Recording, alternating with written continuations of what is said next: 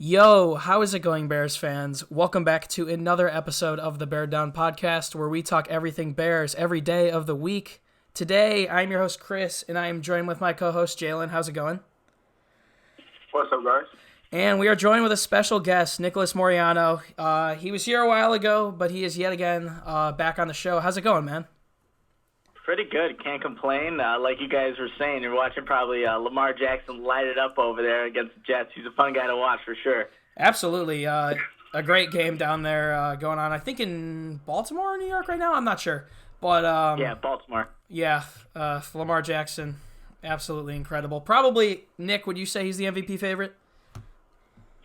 I would say so. Just what he's been able to do this season and kind of rejuvenate that entire franchise. And the Ravens weren't expected to be this good, but when you bring Lamar Jackson, everything he brings to the table, I would say he's the MVP. Yeah, Jaylen, what do you think? Him or, I don't know. I don't even know who the other candidate would be right now. Maybe Russell Wilson, probably?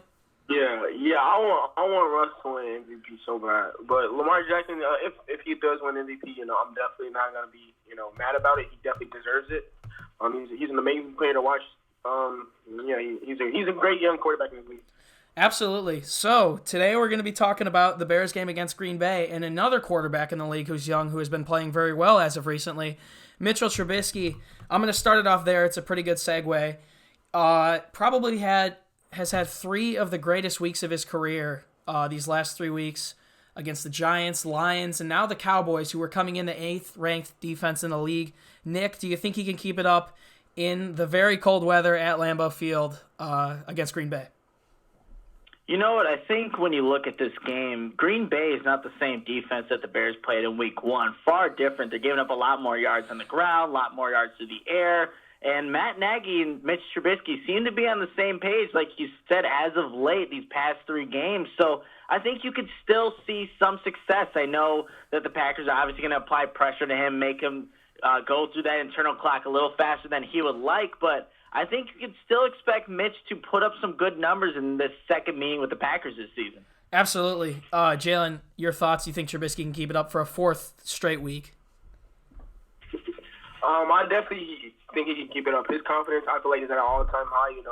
He's delivering great balls. He's playing well. He's finally using his legs, something that me and you've been talking about this whole season, talking about how getting back to what he's good at. He's never been a pocket passer. So, yeah, I definitely think he can keep it up. Of course, we need to have decent play calling like we have these couple weeks in a running game. And this O-line needs to help Mitch. He can't deliver a ball when he only has like 2 seconds in the pocket. So I definitely think he can keep it up for these next couple weeks. Absolutely. Bears have a couple of big-name players questionable for this week. Cordarrelle Patterson just popped up on the injury report today with a head injury. He's going to be questionable, but I'm sure he'll be able to go. Javon Wims, we know at the ankle. Bobby Massey's actually off the injury report, which is good as far as the O-line goes. Trubisky with 11 passing touchdowns in his last 4 or 5 games, I'm pretty sure. And I'm going to say I think he can keep it up. I like to see him run the ball last week. That's something that we saw in 2018 and we haven't seen much in 2019. And it was really refreshing to see that last week. But heading into another segue, I know Jaylen, or Nick, excuse me, you mentioned the Green Bay defense being a little bit different. If we go back to Week 1, we saw Mike Davis get 5 carries and David Montgomery only gets 6. Do you expect the Bears to establish more of a run game in a game that you would expect to be ground and pound due to the weather? Yeah, so in this one, you would expect David Montgomery to be a lot more involved than he was in that first meeting that they had against the Packers. And you got to really look up front for the Bears in that offensive line. I think they've been playing better along with Mitch, and that's why you've seen the production on offense also go up. But you have to think that Matt Nagy is going to like the matchup between David Montgomery and Blake Martinez. Martinez is a good downhill run stopper, but when he goes in pass coverage, that's where the liabilities and you can see the weaknesses in his game. So a guy like David Montgomery, who hasn't been, as involved in the passing game, this might be a good opportunity for him alongside Tree Cohen to really take advantage of what the Green Bay Packers don't really have at that inside linebacker position. Absolutely. Jaylen, what do you expect out of Montgomery in this game after a pretty lousy Week 1? Not only for him, but as far as the entire run game goes. Now, I don't know how long this was ago, but it was a stat like every game that David Montgomery gets over 20 carries, we were like undefeated in. Now I don't know how like true that is now, but once David gets the ball and in an I formation, I feel like he's a very hard person to take down. And like Nicholas said, this Green Bay Packers defense is not that good. So if we can get David going in this in this cold game in Green Bay, then maybe we can push it to a W. Absolutely. Looking at Montgomery's stats on the season, 192 carries. Never would have thought that during week one that he would end up with this many carries. More carries than Aaron Jones has. One big name we're looking at that's returning this week, Akeem Hicks. With Roquan going down with the torn pec. Nick, how much of an effect do you think he'll have on this game coming back as far as run stopping goes? Yeah, I mean, Akeem Hicks coming back to his Bears defense. He's really the emotional leader on that side of the ball. I know you have Khalil Mack and you have some good guys on that defense, but Akeem Hicks is really the center point. And just having him back and being a run stopper that he is alongside Eddie Goldman, that makes Eddie Goldman better. Khalil Mack can't really get doubled as much, even though Akeem Hicks is coming off an injury. And you also got to factor in maybe Leonard Floyd actually has a better game because of the presence Akeem Hicks has. And look, Leonard Floyd, for some reason, loves to play well against the Packers. For real. 7.5 sacks. So he's a guy that can really do damage against the Packers, but it all helps if you have an Akeem Hicks at the center point. So I think that's a big addition to this Bears defense. We'll see if he's conditioned in this game. Obviously, that's going to be a huge factor, but I think it's a big addition for this Bears defense. Yeah, absolutely. I mean, you see Roquan go down. I like seeing guys like Nick Kwiatkowski step up, with Trevathan, him aging and nearing the end of his contract. That's going to be an interesting situation to address at the end of the offseason. But I think Hicks coming back is going to be huge.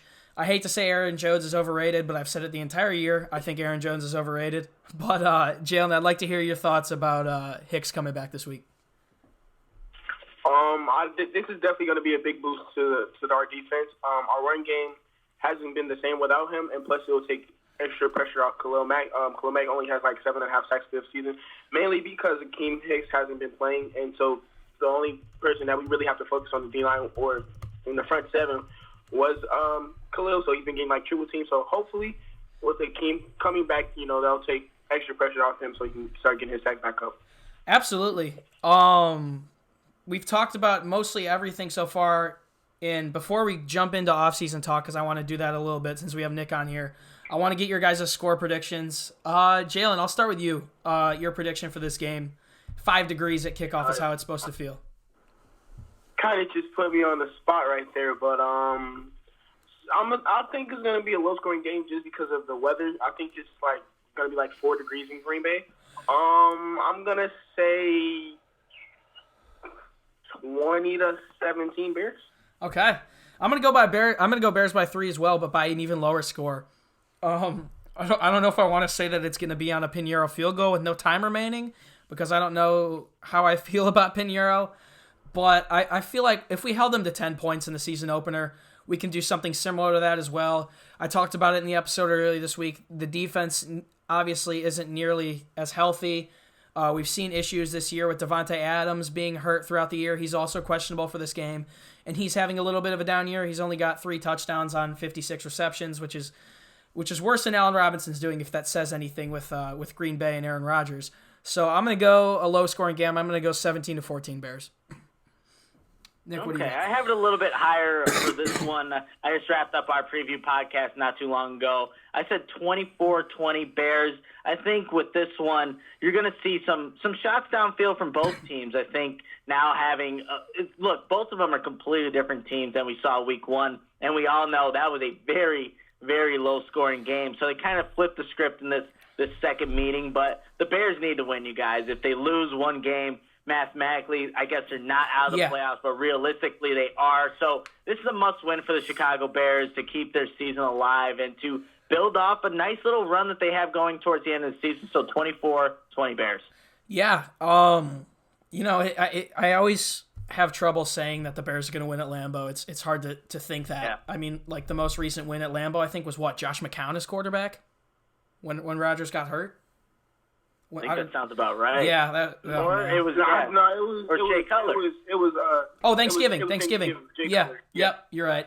But I remember that. not many of those come and yeah, Nick, I want to pick your mind a little bit on the offseason. And I will say, I think I read that if the Bears lose and either the Rams or the Vikings win, we are mathematically eliminated. One more question before we get into the whole offseason stuff. If the Bears can win this game, actually, no, I'm going to start with something simpler. Do you think that the Cowboys can beat the Rams at home with how they're playing right now? Oh, man. The Cowboys looked awful against, the Bears just last Thursday, and I really have no confidence in that. That team looked defeated by, I think, midway through the third quarter in Chicago, and that was a team leading the NFC East. They were division leaders, but they looked like they had given up during the game. So, and the Rams, they have just had a resurgence on offense or playing some good defensive football. I realistically have no confidence in the Cowboys, but we all have to be Cowboys fans this week just because we can't have the Rams win any more games. But, yeah, I honestly don't have much confidence that they're going to pull this one out against, the Cowboys. Absolutely. And the Chargers are coming in to play Minnesota, and they're on a tear. They had a really good game last week, so they might be able to help us because we need Minnesota to lose once. For me personally, I'm not sure what I think of the Cowboys either, but it seems like at home against a good team, and they need to trend upwards to win that division.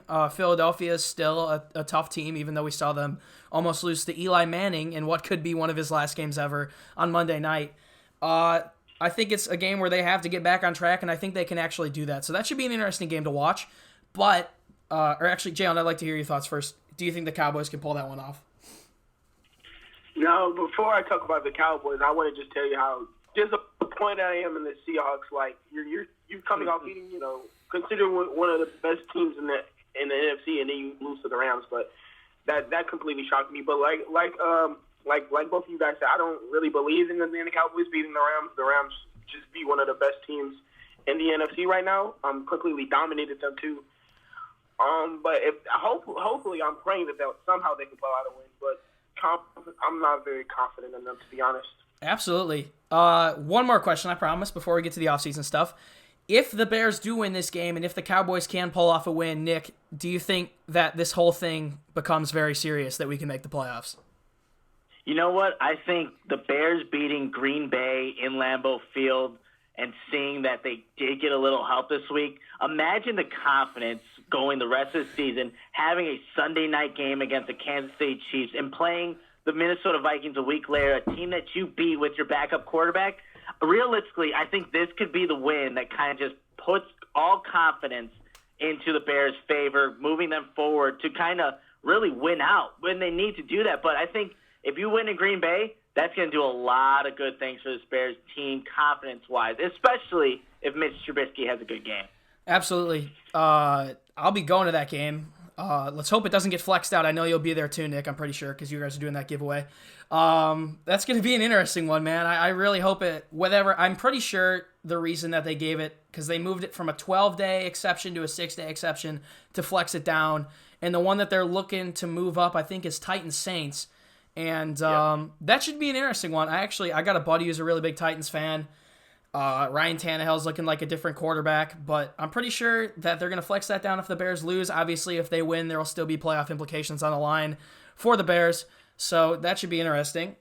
Heading into the offseason, Nick, Jaylen, and I have discussed this the entire offseason, and we have opposing views on this, so I want to hear your thoughts on it. What do you think the Bears do at the quarterback position moving forward? I know 3 games can do a lot. Do you think we draft someone? Do you think we bring in veteran competition? I know Cam Newton's someone that has said that he would be open to playing in Chicago. And there's also a lot of interesting targets. Marcus Mariota, Teddy Bridgewater, even guys in the draft, Jalen Hurts, Jacob Eason. There's some interesting guys to look at. But what do you think moving forward? And do you think that can change depending on how Mitch plays to end this season off?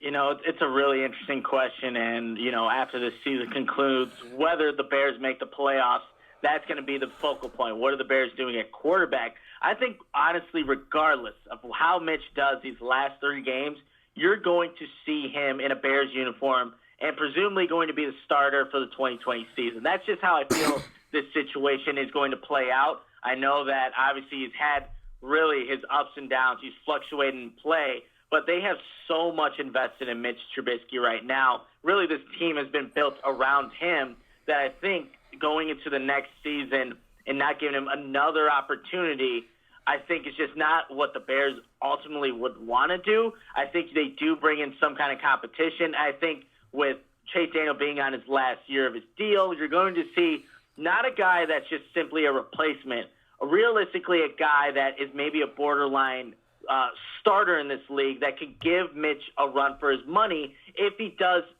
play badly down the stretch of these games.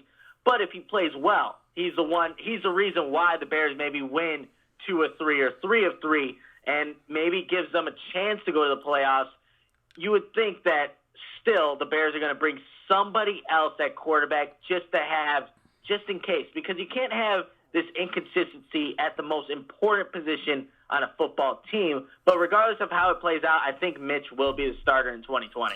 Yeah, who are some of the guys you like? I know someone that at least I think is becoming more realistic for me, and Jaylen and I have also talked about this in the past, is Mariota, with the connection with Helfrich. That seems like an interesting one, but seeing how he's played at the beginning of this season, I don't know what I think about that. My views have kind of changed on him. Who do you think is a realistic option if we do decide to bring in some sort of veteran? Yeah, so just kind of looking at some of the guys that will be free agents and available in the offseason, I think Teddy Bridgewater would be a good option, just probably too expensive for the Bears at this point and what their cap's going to probably look like in 2020. But it does make the most sense to try and see what Marcus Mariota has left in the tank. Because, again, there is that familiarity like you mentioned, and it wouldn't be a huge change schematically or having to teach Marcus Mariota a completely different offense. He's been in something somewhat similar, and you might as well see. He was obviously a former first-round pick, and you want to see if there is actually anything there. A change of scenery can maybe do wonders for him, but I think that would be the most realistic option in terms of free agents. I haven't really done too much homework in terms of draft status. Obviously, the Bears don't have that first-round pick, but Jake Fromm has been a huge name that I think a lot of Bears fans like and are probably looking at. Jalen Hurts as well. But again, I haven't done my homework on these guys to really give you a definitive answer in terms of the draft, but I would think Marcus Mariota makes the most sense. Absolutely. Jaylen, I know you have your strong views on Trubisky, but I want to hear your thoughts on who possibly is someone we could bring in this offseason, if that need be. Are you talking about like free agency wise or draft wise as well? Whatever you think. Either way. Chris, you know me. I don't. I feel like Mitch is our starting quarterback.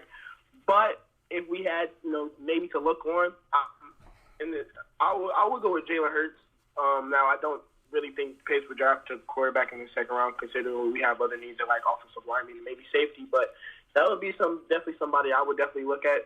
Free agency wise, I really don't know, to be honest. Mariota, that wouldn't be a bad option considering he's related to Mark Helfrich. But other than that, I really don't see anybody who can like possibly come in and give Mitch a run for his money that's cheap, other than Bridgewater. Yeah, I mean, I feel like a lot of people online are saying you got to bring in a veteran, but I think looking at Pace and Nagy, I think it would be fair to give them an option to work with a non-Trubisky quarterback if they did decide to do that. Obviously, we probably all think that they aren't going to do that at this point with how Trubisky's playing, but that would be interesting to look at. One more thing I want to touch on before I let you go, Nick, is some guys that you think might get cut in the offseason. And there's obviously some needs. Taylor Gabriel's cap hit almost doubles next offseason. We've seen how Prince Amukamara has been playing. Another one to think about, and I don't think this is too realistic at this point still, is Leonard Floyd. Who do you think are some players that we could move on from this offseason? We see how Kwiatkowski's playing as well, with Trevathan's contract being up. What do you think, who are some familiar faces that we could not see in 2020? Yeah, so I think on the offensive line, you've got to expect Kyle Long is not going to be a part of this team anymore. Obviously, being IR'd early in the season, he's probably going to be gone. Danny Trevathan's a very realistic option just because the Bears are probably not going to give him the contract that he's looking for, that he probably think that he deserves. I know he's been injured throughout his Bears career, but he is still a pretty good player. So that's another guy on the defensive side. You mentioned Prince. I think with him, he's had a lot more ups and downs this season than he had in 2018.